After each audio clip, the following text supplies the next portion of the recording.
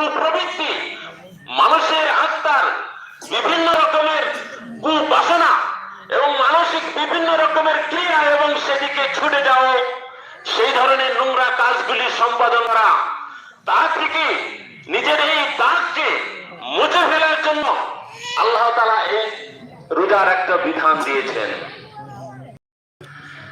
তাই আল্লাহ তাআলা, আল্লাহর নবী বলতে চাইছেন, যে ব্যক্তি এই রমজান মাস সুস্থ সবল অবস্থায় পেল, সে যদি নিজের পাপ রাশিকে আল্লাহর ইবাদত বন্দেগীর মাধ্যমে এবং ত্যাগ ও তিতিক্ষার মাধ্যমে সে যদি নিজস্ব পাপ রাশিকে মোচন না করে নিতে পারে, পরিষ্কার করে না নিতে পারে, পরিশোধ করে না নিতে পারে, সে যদি পবিত্র না করে নিতে পারে, তাহলে সে একবারেই হতভাগা।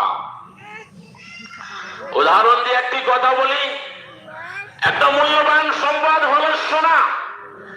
যখন সেটা একটা খনিতে বা মাটির তলায় বা বিভিন্ন জায়গায় পড়ে থাকে, তার যেটা একটা জমা রাখা একটা অবস্থা, সেখানে ময়লা মাটিতে বিভিন্ন রকমের অবস্থা এসে ঘিরে থাকে এবং তার উপরে জং ইত্যাদি ধরে থাকে।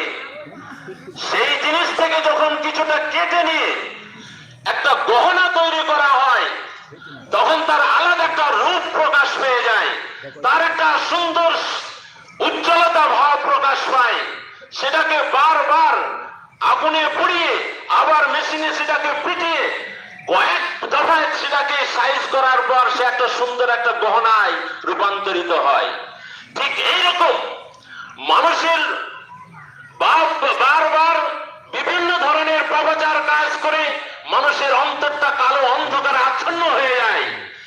এই রোজা পালনের মাধ্যমে বিভিন্ন ইবাদত বন্দেগী করে এবং অসৎ আচরণগুলি ত্যাগ ও তিতিক্ষা করে সেখান থেকে ফিরে এসে আল্লাহ তাআলার কাছে ক্ষমা ভিক্ষা করে নিজের অন্তরকে একবারে ঝকঝকে পরিষ্কার করে নিতে পারে। তাই